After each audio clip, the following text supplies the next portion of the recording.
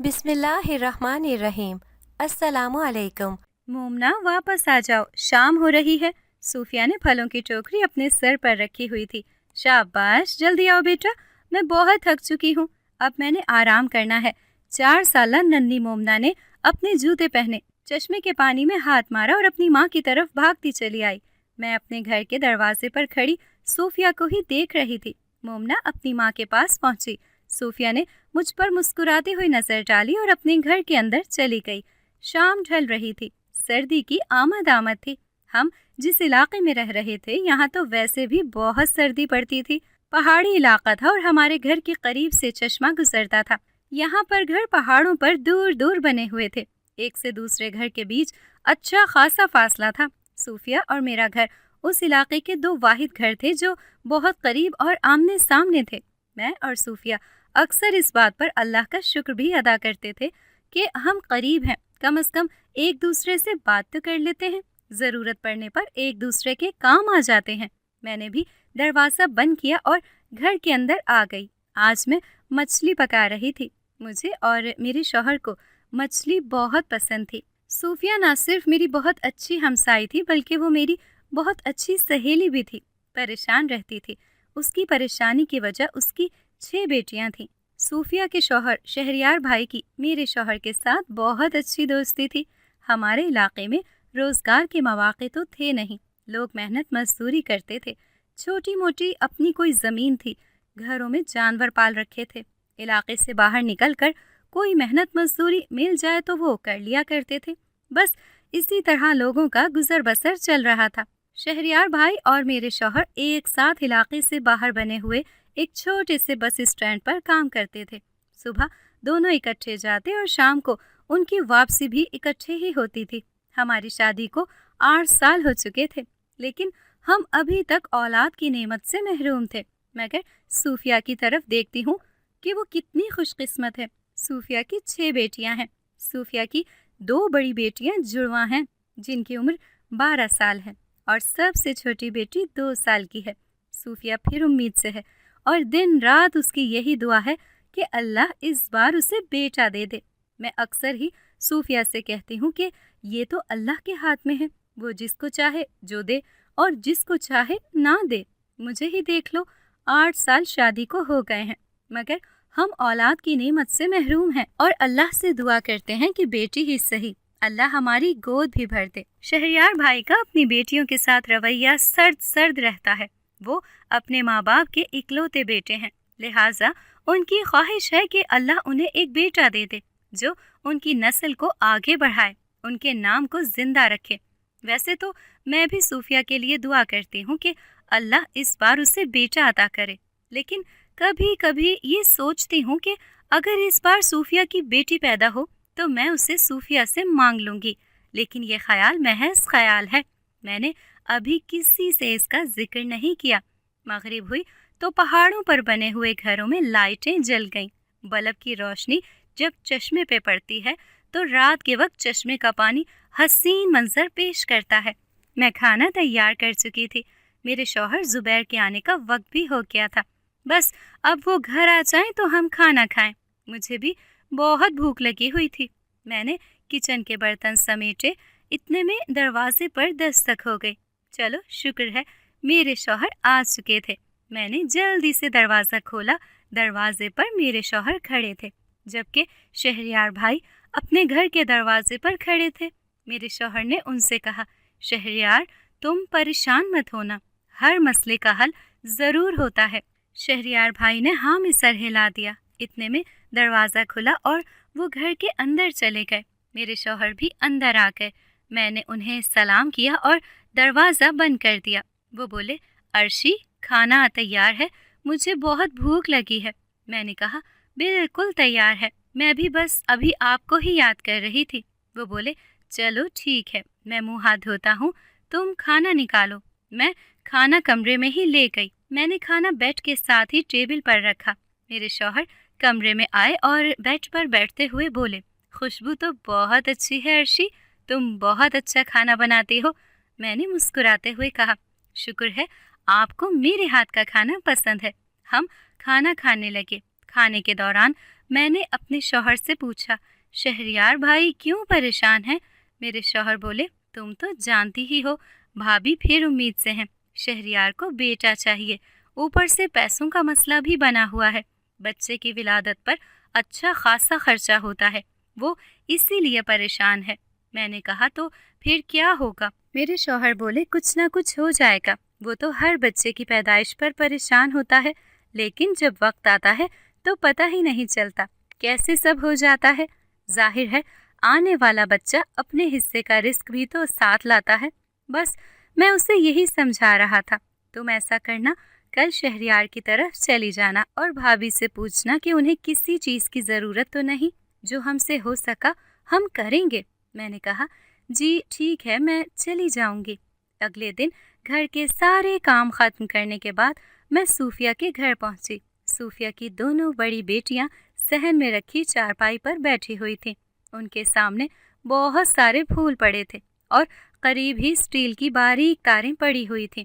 دونوں بہنیں اسٹیل کی باریک تاروں کے اندر پھول پرو رہی تھیں۔ سب سے چھوٹی بیٹی نیچے فرش پر بیٹھی اپنے فیڈر کے ساتھ کھیل رہی تھی، جبکہ 3 بیٹیاں وہ اپنی گڑیا کے ساتھ کھیل رہی تھیں۔ بڑی بیٹیوں نے مجھے دیکھتے ہی سلام کیا۔ میں بڑی بیٹیوں کے پاس گئی اور بولی، یہ تم لوگ کیا کر رہی ہو؟ وہ بولی، ہم پھولوں کا تاج بنا رہی ہیں، جب بنا لیں گے پھر آپ کو دکھائیں گے۔ میں نے کہا، واہ، یہ تو بہت زبردست ہے، امی کہاں ہیں؟ دوسری بیٹی بولی، پتہ نہیں امی کتنی لمبی نمازیں پڑھ رہی ہیں، صبح سے اپنے کمرے میں جائے نماز پر بیٹھی نمازیں اور تسبیح پڑھ رہی ہیں۔ میں یہ سن کر بہت حیران ہوئی، یہ تو نماز کا کوئی ٹائم نہیں تھا۔ میں صوفیہ کے کمرے کی طرف چل پڑی۔ کمرے کا دروازہ کھلا ہوا تھا۔ میں اندر داخل ہو گئی۔ میں حیرت سے صوفیہ کو دیکھ رہی تھی۔ یہ صوفیہ کن کاموں میں لگی ہوئی تھی؟ میں نیچے رکھے کشن پر بیٹھ گئی۔ صوفیہ کے سامنے چند تعویذ پڑے ہوئے تھے، ایک گلاس میں پانی تھا اور ایک تسبیح رکھی ہوئی تھی۔ اس نے میری طرف دیکھا اور سر ہلا دیا، مگر وہ منہ سے کچھ نہ بولی، کیونکہ وہ منہ میں کچھ پڑھنے میں مصروف تھی۔ اس کے بعد اس نے گلاس کے پانی میں پھونک مارا اور ہر تعویذ کو باری باری اٹھا کر اس پر پھونک مارنے لگی۔ آخر میں اس نے اپنے آپ پر دم کیا، پھر جائے نماز سے اٹھی، گلاس میں دم کیا ہوا پانی پورے گھر کی دیواروں پر چھڑکا، واپس کمرے میں آئی، تعویذ اٹھائے، انہیں الماری میں رکھ کر الماری بند کی اور بیڈ پر بیٹھتے ہوئے بولی، کیسی ہو عرشی؟ معاف کرنا، تمہیں کافی انتظار کرنا پڑا۔ نیچے کیوں بیٹھی ہو؟ اوپر کرسی پر بیٹھو نا۔ میں نے کہا، کوئی بات نہیں، مجھے یہاں بیٹھنا اچھا لگتا ہے، ویسے بھی تم گھر اتنا صاف رکھتی ہو، اوپر بیٹھوں یا نیچے کوئی فرق نہیں پڑتا۔ وہ بولی، اصل میں مجھ سے نیچے بیٹھا نہیں جاتا، بڑی مشکل سے اٹھتی بیٹھتی ہوں۔ میں نے کہا، میں جانتی ہوں صوفیہ، تم پریشان مت ہو، مجھے پتا ہے تمہارا 7واں مہینہ چل رہا ہے، لیکن تم یہ سب کیا کر رہی ہو؟ صوفیہ چند لمحے خاموش رہی، پھر بولی، تم یہاں میرے پاس آ کر بیٹھو، پھر میں تمہیں بتاتی ہوں۔ میں اٹھی اور اس کے پاس بیڈ پر جا کر بیٹھ گئی۔ صوفیہ بیڈ کے اوپر میرے سامنے ہی بیٹھ گئی اور بولی، عرشی، یہ راز کی بات ہے، تم میری سہیلی ہی نہیں، میرے لیے بہنوں جیسی ہو۔ تم جانتی ہو کہ مجھے بیٹی کی خواہش تو ہے ہی۔ دراصل ہمارے باغیچے میں ایک بہت خوبصورت لڑکی آتی ہے، میں 2 بار اس سے مل چکی ہوں۔ اس نے مجھے ایک عمل بتایا ہے کہ اگر میں یہ عمل کروں تو اللہ مجھے بیٹا دے گا۔ بس میں 3 دن سے اسی ٹائم روز یہ عمل کرتی ہوں، اور آج میرے عمل کا 3را اور آخری دن تھا۔ میں نے کہا، وہ تعویذ کیسے ہیں؟ صوفیہ بولی، وہ تعویذ میں نے اپنی بچیوں کے گلے میں ڈالنے ہیں، لیکن اس وقت جب میرے 9 ماہ پورے ہو جائیں گے۔ میں نے صوفیہ کا ہاتھ اپنے ہاتھوں میں لے لیا اور بولی، صوفیہ، تم بہت اچھی اور نیک دل ہو، اپنی بیٹیوں پر کبھی تم نے غور سے نظر ڈالی ہے؟ اس پورے علاقے میں تمہاری بیٹیوں جیسی خوبصورت بچیاں شاید ہی کسی کی ہوں، بالکل شہزادیاں ہیں، تم خود تھوڑی خوبصورت ہو۔ میں تو دن رات تمہارے لیے دعا کرتی ہوں کہ اللہ شہریار بھائی کو ایک بیٹا دے دے جو ان کا اور تمہارا سہارا بنے۔ تم زیادہ پریشان مت رہا کرو، اللہ پاک تمہارے لیے بہتر سے بہترین کریں گے، مجھے اس بات کا یقین ہے۔ صوفیہ بولی، آمین، میری دعا ہے کہ اللہ تمہاری بھی گود بھرے، اللہ میری بہن کو بیٹا دے۔ میں نے کہا آمین۔ کچھ خواہشات انسان کو اس قدر ذہنی دباؤ میں لے جاتی ہیں کہ انسان انہیں ہر قیمت پر حاصل کرنا چاہتا ہے اور انہیں حاصل کرنے کے لیے جو جتن بھی کرنا پڑے کرتا ہے، لیکن کبھی کبھار ان خواہشات کی انسان بہت بڑی قیمت ادا کرتا ہے۔ میں صوفیہ کے گھر سے نکلی تو مجھے یاد آیا کہ میں کتنی دیر سے اس کے ساتھ باتیں کرتی رہی، مگر مجھے اس سے یہ پوچھنا یاد ہی نہیں رہا کہ ان کے باغیچے میں آنے والی خوبصورت لڑکی کون ہے۔ میں ایک لمحے کے لیے رکی، دل تو چاہا کہ دوبارہ جا کر صوفیہ سے پوچھوں، لیکن پھر یہ سوچ کر گھر کی طرف چل پڑی، چلو بعد میں پوچھ لوں گی۔ ظہر کی نماز ادا کر کے میں نے باسکٹ اٹھائی اور شہریار بھائی کے باغ کی طرف چل پڑی۔ شہریار بھائی کے گھر کے عین پیچھے ان کی تھوڑی سی زمین تھی جس پر انہوں نے بہت محنت کی تھی۔ پھلوں کے اس باغ میں شہریار بھائی نے مالٹے، آم اور امرود کے درخت لگائے ہوئے تھے۔ شہریار بھائی کو ہمیشہ سے ہی باغ بنانے کا شوق تھا۔ انہیں یہ گھر اور زمین کا ٹکڑا وراثت میں ملا تھا۔ زمین پر انہوں نے باغ بنایا، یہ بھی ان کی آمدنی کا ذریعہ تھی۔ شہریار بھائی اپنے باغ کے پھل بھی بیچتے تھے، ہاں صرف ہمیں اجازت تھی کہ جب دل کرے پھل توڑ لیں۔ 2 سال پہلے شہریار بھائی نے باغ میں انگوروں کی بیلیں لگائی تھیں اور اب ان پر انگور لگنا شروع ہو گئے تھے۔ میرا انگور کھانے کے لیے دل کر رہا تھا۔ میں باغ کے قریب پہنچی، مجھے باغ کے اندر سے قہقہوں کی آوازیں آئیں۔ میری نظر صوفیہ کی بیٹی مومنہ پر پڑی۔ مومنہ کی عمر 4 سال تھی، وہ بھاگ رہی تھی اور ایک عورت اسے پکڑ رہی تھی۔ قریب ہی ایک بہت بڑا اور پرانا درخت تھا۔ میں اس درخت کے پیچھے چھپ کر انہیں دیکھنے لگی۔ اس عورت نے مومنہ کو پکڑ لیا اور مومنہ کو گود میں اٹھا لیا اور اسے ہوا میں اچھالنے لگی۔ مومنہ قہقہے لگا کر ہنس رہی تھی۔ میں نے غور سے اس عورت کو دیکھا، وہ ایک بہت خوبصورت لڑکی تھی، لیکن یہ لڑکی کون تھی؟ یہ ہمارے علاقے کی تو نہیں لگ رہی تھی۔ اچانک اس نے مومنہ کو نیچے کھڑا کیا اور اسے کچھ کہنے لگی، پھر وہ ایک طرف چل دی اور درختوں میں ہی کہیں غائب ہو گئی۔ اس کے جاتے ہی میں تیز تیز قدم اٹھاتی باغ کی طرف چل پڑی۔ مجھے باغ کے اندر آتا دیکھ کر مومنہ باغ سے باہر بھاگی، لیکن میں نے اس کا ہاتھ پکڑ کر اسے روک لیا۔ میں نے کہا، مومنہ تم کس کے ساتھ کھیل رہی تھی؟ وہ کچھ نہ بولی۔ میں نے دوبارہ یہی سوال کیا۔ وہ بولی، جیسے آپ میری خالہ ہیں وہ بھی میری خالہ ہیں، لیکن وہ آپ سے زیادہ اچھی ہیں۔ میں نے حیرت سے پوچھا، اچھا لیکن وہ کیسے؟ مومنہ نے کہا، وہ میرے ساتھ کھیلتی ہیں، باتیں کرتی ہیں۔ میں نے کہا، تو مومنہ کی اچھی والی خالہ کہاں سے آتی ہیں؟ مومنہ انتہائی معصومیت کے ساتھ بولی، وہ بہت دور سے آتی ہیں۔ پھر مومنہ نے میرے کان میں سرگوشی کرتے ہوئے کہا، میری اچھی والی خالہ پریوں کی شہزادی ہیں اور وہ پریوں کے دیش سے آتی ہیں۔ میں حیرت سے اسے دیکھنے لگی کہ اتنے میں وہ میرا ہاتھ چھڑا کر گھر کی طرف بھاگ پڑی۔ شش و پنج میں مبتلا میں نے انگور توڑے اور گھر کی طرف چل پڑی۔ کوہ قاف میں جشن کا سما تھا، رات کا وقت تھا، ہر طرف قندیلیں جل رہی تھیں۔ شہنشاہ کوہ قاف کا تخت کھلے میدان میں لگایا گیا تھا۔ کوہ قاف کے تمام جنات کے لیے ایک بڑی دعوت کا اہتمام کیا گیا تھا۔ پرستان سے پریوں کو بھی اس دعوت میں مدعو کیا گیا تھا۔ پریوں کا ایک بہت بڑا غول اڑتے ہوئے کوہ قاف میں اترا تو ان کے ہاتھوں میں شہنشاہ کوہ قاف اور ملکہ کے لیے ڈھیروں قیمتی تحائف تھے۔ اس جشن کی وجہ یہ تھی کہ شہنشاہ کوہ قاف کو اللہ نے بیٹے سے نوازا تھا۔ یوں تو شہنشاہ کوہ قاف کی کئی بیویاں تھیں، مگر اتفاق سے ان تمام بیویوں سے شہنشاہ کی صرف بیٹیاں ہی بیٹیاں تھیں، مگر شہنشاہ کی سب سے بڑی بیگم بے اولاد تھی۔ اسے بڑی ملکہ ہونے کا شرف حاصل تھا۔ شہنشاہ کی نظر میں اس کی قدر و منزلت بھی بہت زیادہ تھی، مگر اولاد نہ ہونے کے باعث وہ اپنی جگہ وہ نہ بنا پائی تھی جو سب سے چھوٹی ملکہ کو حاصل تھی۔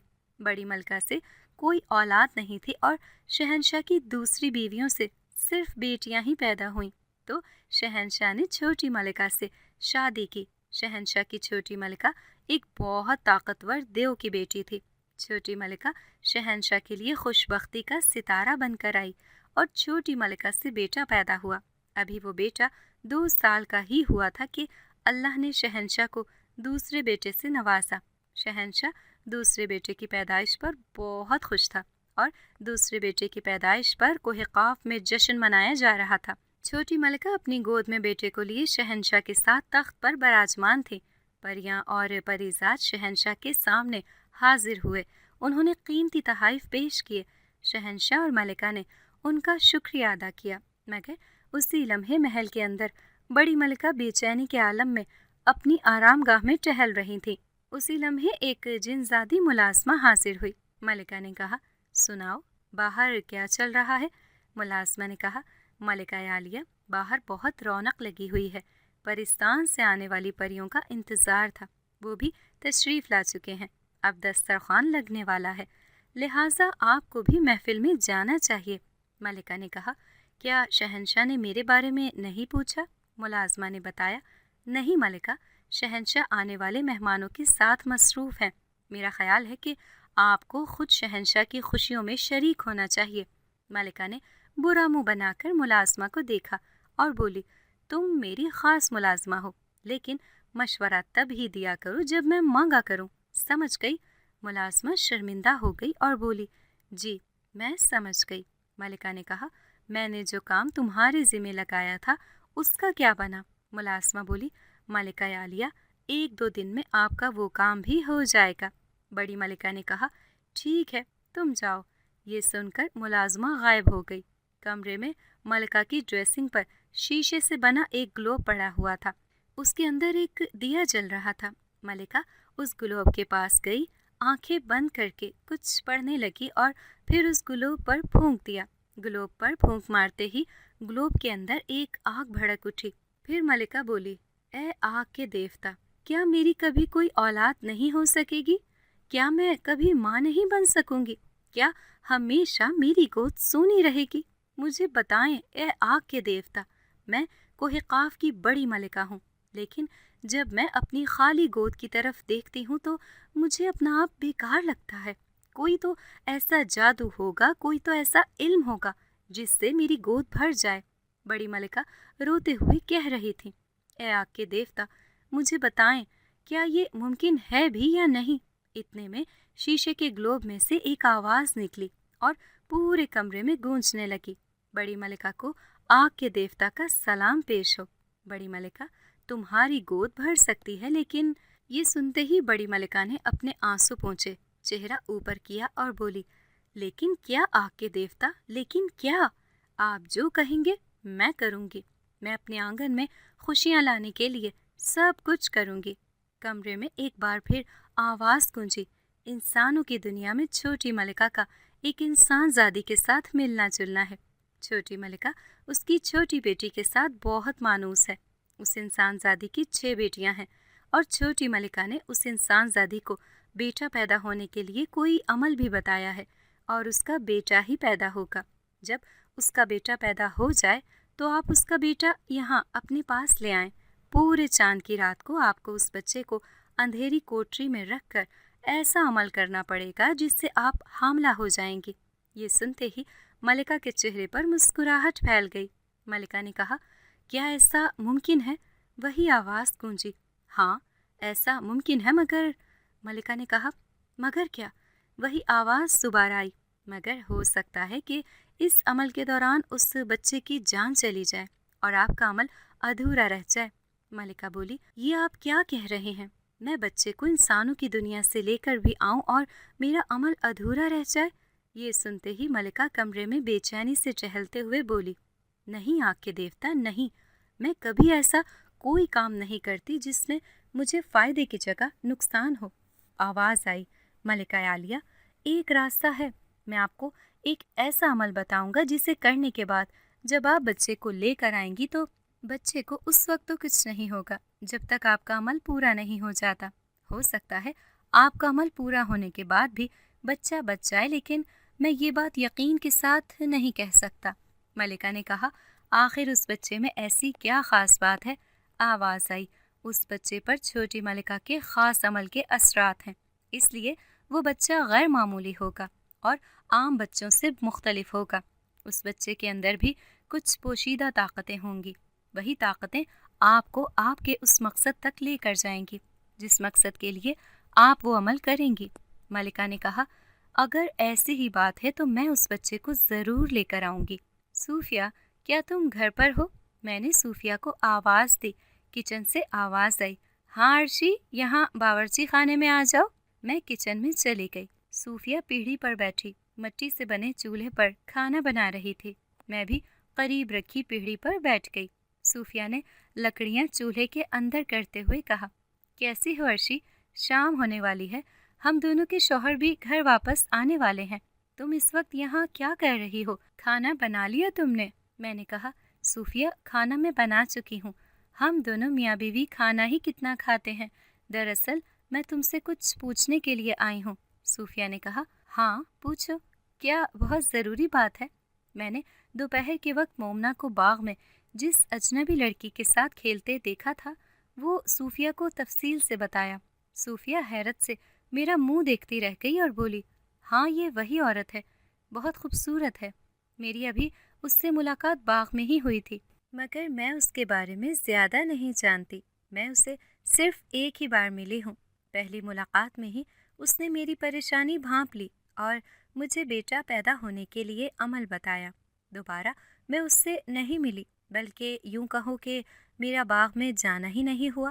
تم دیکھ تو رہی ہو، 6 بیٹیاں ہیں اور سب چھوٹی ہیں، گھر سے نکلنا ہی کہاں ہوتا ہے، تمہارے گھر تک تو آ نہیں پاتی۔ میں نے کہا، ہاں وہ بات تو ٹھیک ہے، مگر مجھے عجیب محسوس ہو رہا تھا، کون جانے وہ اجنبی کون ہے، اور ایک اجنبی کے ساتھ تمہارا ملنا یا بچوں کا اس طرح کھیلنا ٹھیک نہیں ہے۔ صوفیہ مسکرائی اور بولی، میں تمہاری بات بالکل سمجھ گئی ہوں، مجھے پتا ہے میری سہیلی میری بہت فکر کرتی ہے۔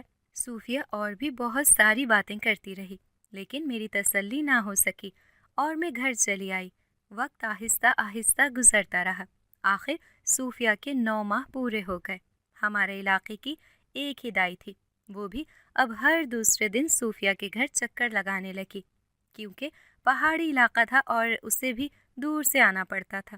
شہریار بھائی نے اسے خاص تاکید کی تھی کہ وہ خود چکر لگا لیا کرے، ایسا نہ ہو کہ شہریار بھائی کی غیر موجودگی میں کوئی ایمرجنسی بن جائے۔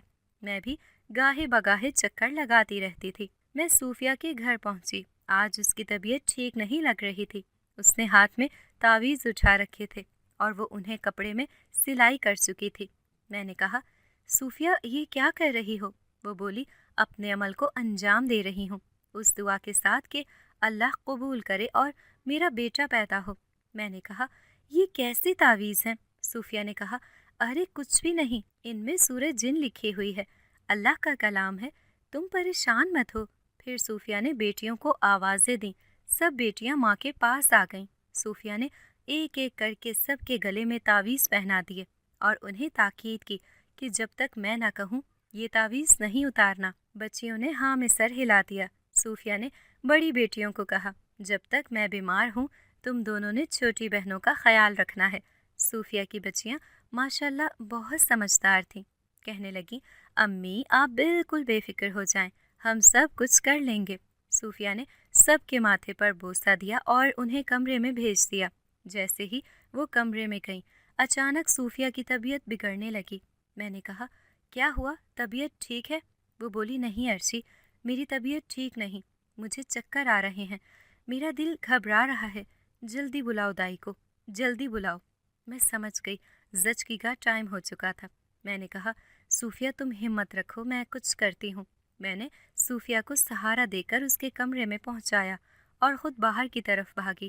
مجھے کسی بھی طرح دائی کو بلانا تھا۔ ابھی تھوڑی دور ہی گئی تھی کہ دائی مل گئی۔ وہ مجھے دیکھتے ہی بولی، تو یہاں کیا کر رہی ہے؟ میں نے کہا، خالہ جلدی کرو، یہ باتوں کا وقت نہیں ہے، صوفیہ کی طبیعت خراب ہو گئی ہے، میں تمہیں ہی بلانے کے لیے جا رہی تھی۔ خالہ بولی، اوہو چلو جلدی کرو۔ ہم تیز تیز قدم اٹھاتے گھر کی طرف چل پڑے۔ ہم گھر میں داخل ہوئے، صوفیہ کے کمرے میں گئے، ہمیں دیکھتے ہی صوفیہ کی جان میں جان آئی۔ وہ بولی، خالہ میری طبیعت ٹھیک نہیں ہے۔ خالہ نے کہا، کوئی بات نہیں بیٹی، میں آ گئی ہوں نا، اب پریشانی والی کوئی بات نہیں ہے۔ آدھے گھنٹے بعد کمرے میں ایک پیارے سے بچے کی آواز گونج رہی تھی۔ میری پیاری سہیلی کو اللہ نے بیٹا عطا کیا تھا۔ صوفیہ کی تو خوشی کی انتہا نہیں تھی۔ خالہ بھی بہت خوش تھیں۔ دوپہر کا وقت تھا۔ میں تو یہ سوچ سوچ کر خوش ہو رہی تھی کہ کب بھائی شہریار گھر آئیں گے اور اپنے بیٹے کو گود میں لیں گے۔ انہیں تو علم بھی نہیں ہے کہ اللہ نے ان کی سن لی ہے، اور ہمارے پاس کوئی ایسا ذریعہ بھی نہیں تھا کہ ہم ان تک پیغام پہنچا سکتے۔ بچیوں کو میں کہیں بھیج نہیں سکتی تھی اور صوفیہ کو اکیلا چھوڑ کر کہیں جا نہیں سکتی تھی۔ فون ہمارے پاس تھا نہیں، سو اب ہم انتظار ہی کر سکتے تھے۔ 2 گھنٹے کے بعد ماں اور بچہ دونوں سو چکے تھے۔ صوفیہ نے مجھے پہلے ہی بتا دیا تھا کہ دائی کو کیا کچھ دینا ہے۔ میں نے پیسے اور راشن وغیرہ دائی کے حوالے کیا۔ وہ بولی، راضی تو میں اس پر بھی ہوں، لیکن یہ خوشی بہت بڑی ہے۔ شہریار بیٹا سے کہہ دینا کہ کل وہ کام سے کرے چھٹی، میں صبح آؤں گی اور مٹھائی کے پیسے الگ لوں گی اور جوڑے کے پیسے الگ لوں گی۔ میں نے کہا، ٹھیک ہے خالہ، میں انہیں بتا دوں گی۔ دائی چلی گئی۔ صوفیہ بچے کے ساتھ گہری نیند سو رہی تھی۔ میں نے گھر کے کام ختم کیے اور شام کا کھانا بنایا۔ اسی اثنا میں شام ہو گئی۔ دروازے پر دستک ہوئی۔ چھوٹی مومنا نے بھاگ کر دروازہ کھولا۔ شہریار بھائی آ چکے تھے۔ مومنا بولی، ابو اللہ پاک نے ٹوکری میں ہمارے لیے بھائی بھیجا ہے۔ میں وہیں کھڑی شہریار بھائی کو دیکھ کر مسکرا رہی تھی۔ شہریار بھائی نے چونک کر میری طرف دیکھا۔ میں نے ہاں میں سر ہلا دیا۔ بس پھر کیا تھا، ان کی خوشی دیدنی تھی۔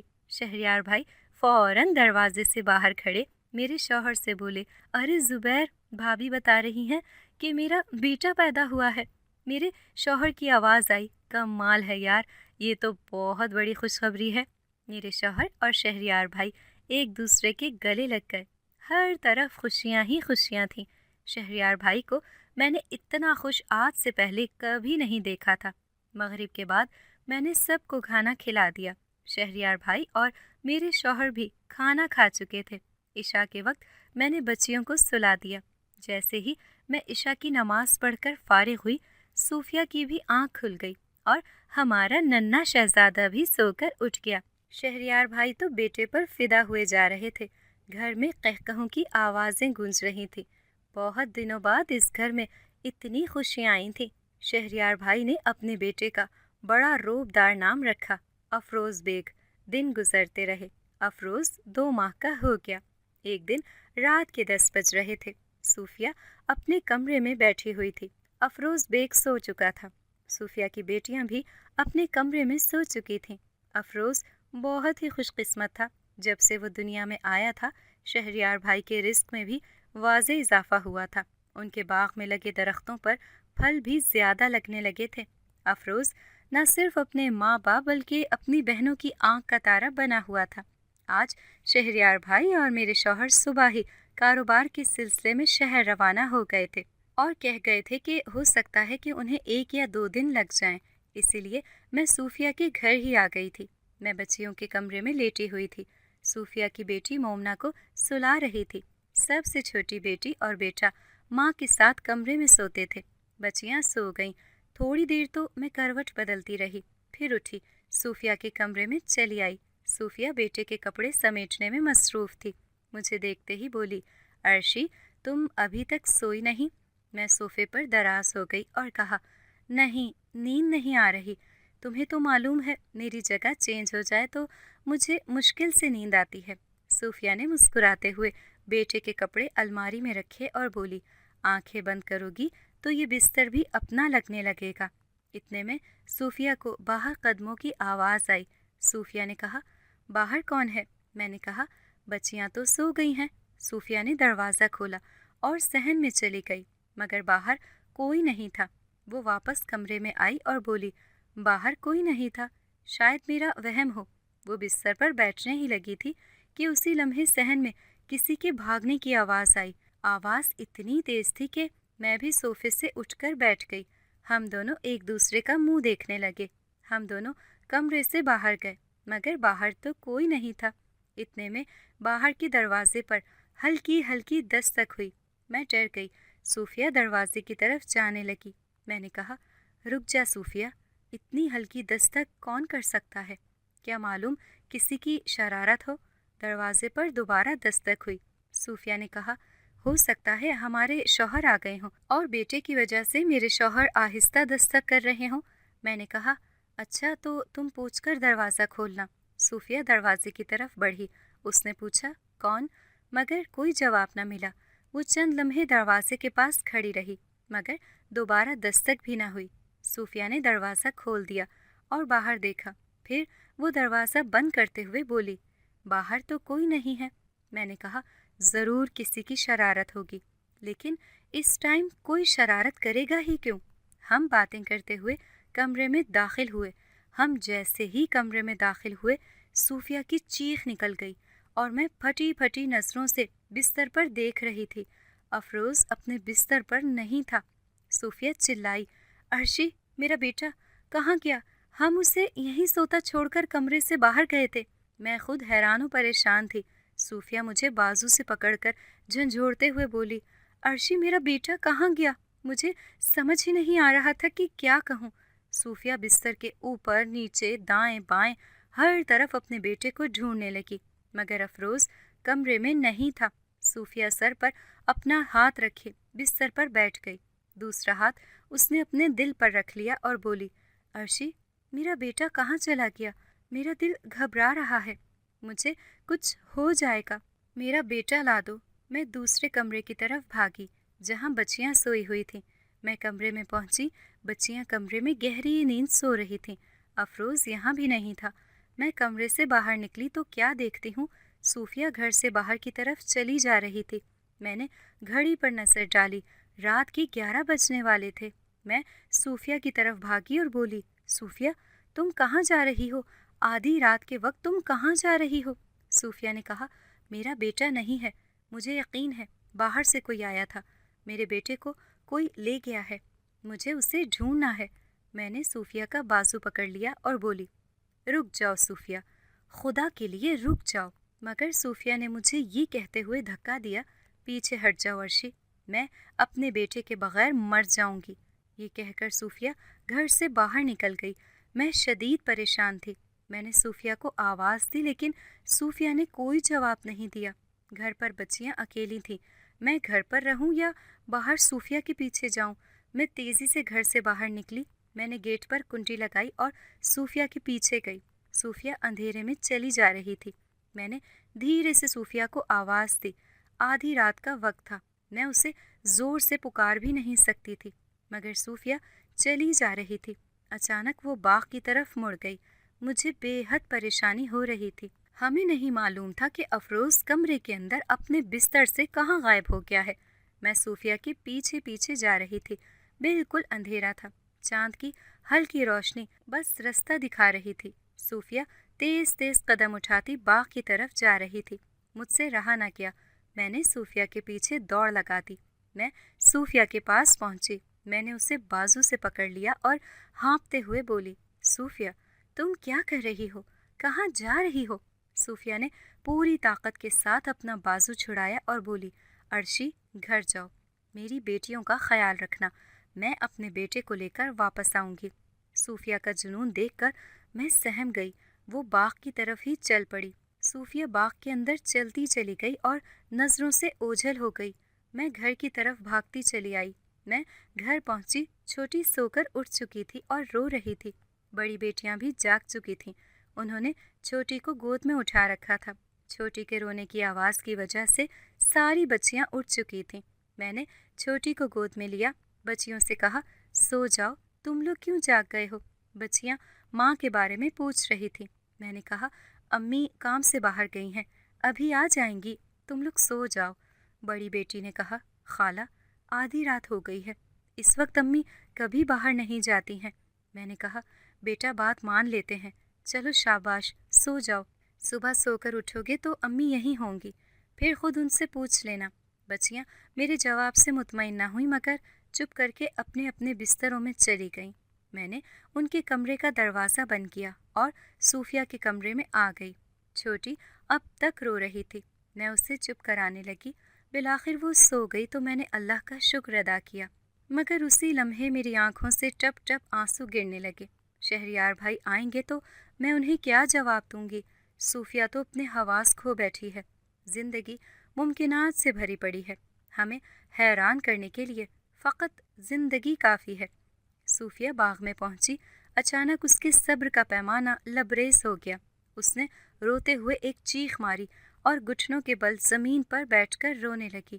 رات کی گہری تاریکی میں میرے کانوں نے بھی اس کی وہ آخری چیخ سنی تھی۔ میرا دل دہل گیا۔ میں بستر سے اتری مگر کمرے سے باہر نہ نکل سکی۔ میں بچوں کو اکیلا چھوڑ کر نہیں جا سکتی تھی۔ صوفیہ کافی دیر روتی رہی۔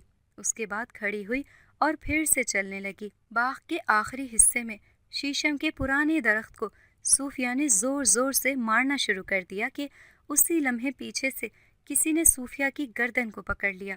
وہ صوفیہ کے کان میں بولی، بہت غصہ آ رہا ہے، چپ چاپ یہاں سے چلی جا، ورنہ تیری لاش بھی کسی کو نہیں ملے گی، اور تیرا بچہ اسے تو بھول جا، وہ اب تجھے کبھی نہیں ملے گا، سمجھی؟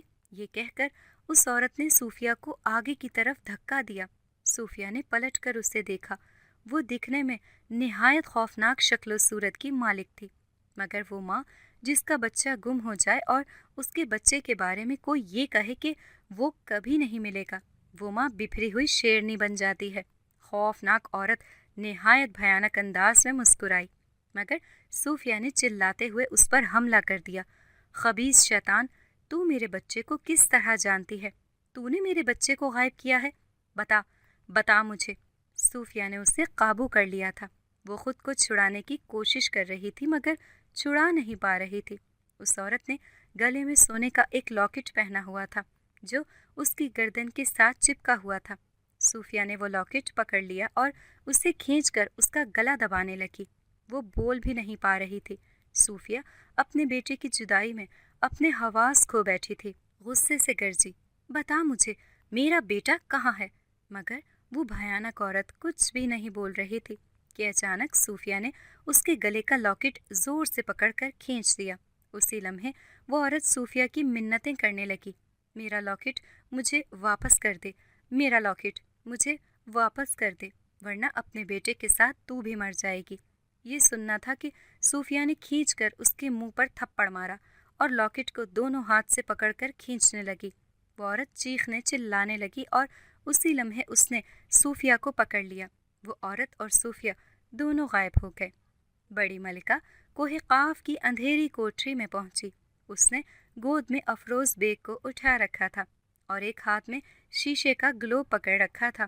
اندھیری کوٹری میں ایک دیا جل رہا تھا اور سامنے آتش دان بنا ہوا تھا۔ بڑی ملکہ نے افروز کو زمین پر لٹایا۔ اس نے دیے کی طرف اپنی انگلی سے اشارہ کیا۔ دیا ہوا میں اڑتا ہوا آتش دان کے عین اوپر پہنچ گیا۔ دیے سے چند شعلے آتش دان کے اندر پڑی لکڑیوں پر گرے اور آتش دان میں آگ بھڑک اٹھی۔ دیا ہوا میں اڑتا ہوا واپس اپنی جگہ چلا گیا جہاں وہ رکھا ہوا تھا۔ بڑی ملکہ کے قریب دائیں بائیں دو اونچی اونچی سلیبیں بنی ہوئی تھی۔ ملکہ نے افروز کو زمین سے اٹھا کر ایک سلیب پر رکھا اور دوسری سلیب پر شیشے کا گلوب رکھا۔ گلوب کے اندر بھی آگ بھڑک رہی تھی۔ بڑی ملکہ عمل کو کرنے میں مصروف ہو گئیں اور چند لمحوں بعد اونچی آواز میں بولی، اے آگ کے دیوتا، میری مدد کریں، میں بے اولاد ہوں، میری گود بھر دیں۔ اسی وقت اندھیری کوٹری میں ایک آواز گونجی، ملکہ عالیہ، مت بھولیں کہ آپ جس مشن پر ہیں آپ نے اس کوہ قاف کو اندھیری کوٹری میں تبدیل کرنا ہے اور اس کے لیے آپ کی اولاد کا ہونا بے حد ضروری ہے۔ اس بچے کے اندر کچھ ایسی غیبی اور پراسرار طاقتیں ہیں جن کا آپ کے اندر منتقل ہونا ضروری ہے۔ اس بچے کو آگ کے قریب رکھ دیں۔ جیسے جیسے آپ اپنا عمل کرتی جائیں گی اس کی آگ کی گرمی سے اس بچے کے اندر چھپی پراسرار طاقتیں آپ کے اندر منتقل ہوتی جائیں گی اور تھوڑی دیر بعد آپ کا عمل پورا ہو جائے گا اور 2 دن کے اندر اندر آپ کو اولاد کی خوشخبری مل جائے گی۔ بڑی ملکہ نے پوچھا، اس کے بعد کیا یہ بچہ بچ جائے گا؟ غیبی آواز آئی، بچہ شاید نہ بچ سکے مگر آپ نے اپنی توجہ اپنے عمل پر مرکوز رکھنی ہے۔ بڑی ملکہ نے ادب سے اپنا سر جھکا لیا۔ اس نے افروز کو اٹھایا اور آتش دان کے قریب رکھ دیا جہاں سے آتش دان کے اندر بھڑکتی ہوئی آگ کے شعلے آہستہ آہستہ افروز کے جسم کو گرم کر رہی تھی۔ بڑی ملکہ اپنے عمل میں مصروف ہو گئیں۔ صوفیہ اس بھیانک عورت کے ساتھ غائب ہو کر کوہ قاف میں پہنچ چکی تھی۔ सूफिया घबराहट के आलम में इधर उधर देख रही थी। भयानक औरत घुटनों के बल जमीन पर बैठ गई और बोली, मेरा लॉकेट मुझे वापस कर दो, उस लॉकेट में मेरी ताकत है। सूफिया ने हैरत से कहा, कौन है तू? वो औरत बोली, मैं इंसान नहीं हूँ, मैं जिनज़ादी हूँ और तू हमारी दुनिया कोहे काफ में खड़ी है। सूफिया हैरत से टिकटिकी बांधे जिनज़ादी को देख रही थी। चंद लम्हों बाद सूफिया ने जिनज़ादी के लॉकेट को अपनी मुट्ठी में जोर से दबाना शुरू कर दिया। जिनज़ादी दर्द के मारे कर्राहने लगी और जमीन पर गिर पड़ी। वो दुहाई देते हुए बोली, तुझे तेरे खुदा का वास्ता है, मेरा लॉकेट मुझे वापस कर दे। सूफिया ने कहा, मेरा खुदा यानी तू शैतान है? जिनज़ादी कर्राहते हुए बोली, हाँ मैं शैतान हूँ, मुझे मेरा लॉकेट वापस कर दे। इतने में वहाँ एक जिन हाजिर हुआ। उसने हैरत से जिनज़ादी और सूफिया की तरफ देखा और बोला, तुम दोनों को शहंशाह कोहे काफ बुला रहे हैं। सूफिया और जिनज़ादी को शहंशाह के दरबार में शहंशाह के सामने हाजिर किया गया। शहंशाह ने कहा, ए इंसान ज़ादी, तू इस कदर गुस्से में क्यों है और हमारी दुनिया में कैसे आ गई? सूफिया ने कहा, मैं अपने बच्चे को ढूंढते हुए यहाँ आई हूँ, बल्कि मुझे यहाँ ये चुड़ैल लेकर आई है जो कि दरअसल शैतान है। शहंशाह ने हैरत से जिनज़ादी की तरफ देखा और बोला, ये तो बड़ी मलिका की कनीज़ ख़ास है, तुम कनीज़ ख़ास के बारे में ये बात कैसे कर सकती हो? सूफिया किसी भी दरबार के अदब व आदाब कहाँ जानती थी। बोली, मैं नहीं जानती कि ये किसकी कनीज़ ख़ास है, मैं ये भी नहीं जानती कि आप क्या जानते हैं और क्या नहीं, मगर मुझे इसने ये बताया है, ये मेरे बच्चे को कोहे काफ में लेकर आई है और उसने कहा है कि मेरा बच्चा नहीं बचेगा। शहंशाह ने जिनज़ादी से जवाब मांगा। वो बोली, ए शहंशाह, ये इंसानज़ादी झूठ बोल रही है। ये सुनकर सूफिया ने लॉकेट को एक ज़ोरदार झटका दिया, जिसकी वजह से जिनज़ादी हवा में उछली और धड़ाम से ज़मीन पर आ गिरी और बोली, मैं सच सच बताती हूँ, मुझे मत मारो, मेरी कई हड्डियाँ टूट चुकी हैं। ए शहंशाह, मैं शैतान की पुजारन हूँ। छोटी मलिका इंसानों की दुनिया में इस औरत की छोटी बेटी से मिलने जाया करती थी। उस औरत का कोई बेटा नहीं है, इसलिए छोटी मलिका ने इस औरत को बेटा पैदा होने के लिए एक ख़ास अमल बताया था, जिसके बाद इस औरत का बेटा पैदा हुआ। सूफिया ने हैरत से कहा, क्या? मुझे जिसने अमल बताया था, क्या वो मलिका थी? इतने में छोटी मलिका अपने बेटे को गोद में लिए दरबार में हाजिर हुई। सूफिया ने मलिका को पहचान लिया। मलिका तख्त पर शहंशाह के बराबर आ बैठी। शहंशाह ने कहा, मलिका, क्या ये दुरुस्त है? मलिका ने कहा, जी ये दुरुस्त है, मैं बस इस इंसानज़ादी की मदद करना चाहती थी। ये सुनकर शहंशाह बहुत बरहम हुआ। वो गुस्से से बोला, कनीज़ ख़ास, इसका बच्चा कहाँ है? कनीज़ ख़ास रोते हुए बोली, शहंशाह मुझे माफ़ कर दो, वरना अंधेरी कोठरी के आतिशदान में मुझे भी जिंदा जला दिया जाएगा। शहंशाह ने कहा, कनीज़ ख़ास, ये तू क्या कह रही है? मुझे साफ साफ बता। उसके बाद कनीज़ ख़ास ने शहंशाह को जो कुछ बताया, शहंशाह के कदमों तले ज़मीन निकल गई। शहंशाह ने छोटी मलिका से कहा, मलिका, उस इंसानज़ादी को मैं आपकी हिफाजत में छोड़ कर जा रहा हूँ। ये कहकर शहंशाह तख्त से खड़ा हुआ। मलिका भी तख्त से खड़ी हो गई और बोली, आप फिक्र न करें। शहंशाह ने दरबार के जिन से कहा, कनीज़ ख़ास को ज़िंदान में डाल दो, इसका फ़ैसला मैं बाद में करूँगा। ये कहकर शहंशाह जिन्नात दरबार से चला गया। अंधेरी कोठरी में आतिशदान के सामने खड़ी बड़ी मलिका अमलियात में महव थी। अफरोज़ ज़ोर ज़ोर से रो रहा था कि अचानक अंधेरी कोठरी में रोशनी हो गई और आतिशदान में भड़कती आँख बुझ गई। बड़ी मलिका ने फ़ौरन आंखें खोलीं। शहंशाह बड़ी मलिका के साथ खड़े थे। शहंशाह ने अपने ख़ास जिन को हुक्म दिया, इस बच्चे को उठा लो। बड़ी मलिका ने शदीद घबराहट के आलम में शहंशाह को आदाब कहा और बोली, शहंशाह आप यहाँ? शहंशाह अपने दोनों हाथ पीछे कमर पर बांधे बारो बंदास में खड़ा था। बोला, बड़ी मलिका, क्या ये मुमकिन है कि हम हमेशा अपने इर्द गिर्द के लोगों को धोखा देते रहें और इसमें कामयाब भी रहें? नहीं, ये मुमकिन नहीं है। धोखा बिलाखिर धोखेबाज की तरफ ही पलटता है। ये सुनकर बड़ी मलिका चंद कदम पीछे हटी। शहंशाह ने कहा, शैतान की पुजारन अब खौफज़दा क्यों हो गई है? इससे पहले कि बड़ी मलिका कुछ कहती, शहंशाह के सिपाही वहाँ नमूदार हो गए और उन्होंने बड़ी मलिका को कैद कर लिया। बड़ी मलिका के चेहरे की रंगत ही बदल गई। उसके चेहरे का रंग स्याह पड़ चुका था। उसकी आंखें अंगारों की तरह सुर्ख हो रही थीं। वो बोली, शहंशाह नेकी और बदी की जंग अज़ल से होती आई है और अब तक होती रहेगी। कल को मैं ना रही तो क्या हुआ, मेरी जगह कोई और लेगा। शहंशाह ने कहा, मगर जीत हमेशा नेकी की ही होगी। सिपाही मलिका को लेकर गायब हो गए।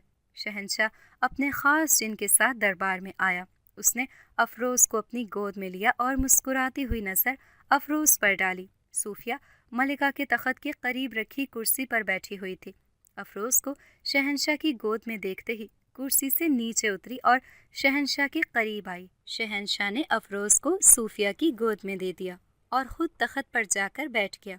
सूफिया ने अपने बेटे को सही सलामत देखा तो उसे अपने सीने से लगा लिया। शहंशाह ने कहा, तुम्हारा बेटा सिर्फ तुम्हारे लिए नहीं, मेरे लिए भी खुशकिस्मत साबित हुआ है। तुम्हारे बेटे की बदौलत आज मुझे एक ऐसे छुपे हुए दुश्मन से निजात मिल गई है, शायद जिसे मैं कभी ढूंढ ना पाता। उसके बाद छोटी मलिका ने तोहफे के तौर पर एक बहुत कीमती अंगूठी अफरोज़ की उंगली में पहना दी और शहंशाह ने अपने ख़ास जिन को हुक्म दिया कि वो सूफिया को सही सलामत घर पहुंचा दे। रात के 2 बज रहे थे। मैं टिकटिकी बांधे घड़ी की सुइयों को देख रही थी। ये पहला मौका था कि मैं अपनी बहन जैसी सहेली के लिए कुछ भी नहीं कर पा रही थी। इतने में सूफिया की आवाज़ मेरे कानों से टकराई, अर्शी। मैंने मुड़कर कमरे के दरवाजे की तरफ देखा। सूफिया गोद में अफरोज़ को लिए खड़ी थी। मैं जल्दी से बिस्तर से उतरी और सूफिया की तरफ लपकी। मैंने कहा, सूफिया तुम आ गई, अफरोज़ को भी ले आई, तुम तो वाकई अफरोज़ को ले आई। सूफिया ने कहा, अर्शी अफरोज़ को संभालो, मेरी तबीयत ठीक नहीं है। मैंने अफरोज़ को अपनी गोद में लिया। सूफिया आहिस्ता आहिस्ता चलती हुई सोफ़े के पास आई, मगर उसी लम्हे वो सोफ़े पर गिरी और बेहोश हो गई। हमारे इलाके में ना कोई डॉक्टर था, ना ही डिस्पेंसर। मैं सूफिया के हाथ पांव मलती रही, उसके चेहरे पर पानी के छींटे मारती रही और अल्लाह से दुआ करती रही। आखिर थोड़ी देर बाद सूफिया को होश आ गया, मगर उसे बहुत तेज़ बुखार चढ़ गया था। अगले दिन शहरियार भाई और मेरे शौहर भी शहर से वापस आ गए। सूफिया को 3 दिन तक बहुत तेज़ बुखार रहा। शहरियार भाई उसे शहर के बड़े अस्पताल ले गए। बड़े अच्छे डॉक्टर से उसका चेकअप कराया। 3 दिन के बाद सूफिया का बुखार कम हुआ और आहिस्ता आहिस्ता उसकी तबीयत ठीक हो गई। मुझे कई दिन से एक सवाल ने बेचैन कर रखा था कि उस रात सूफिया के साथ बाग में क्या हुआ। चंद दिन बाद जैसे सूफिया की तबीयत संभली, उसने तफसील से सारी हकीकत मुझे सुनाई। अगर आपको हमारी आज की कहानी पसंद आई है तो इसे लाइक करें, शेयर करें और चैनल को सब्सक्राइब करना मत भूलिएगा, ताकि आपको हर नई आने वाली वीडियो का नोटिफिकेशन बर वक्त मिलता रहे।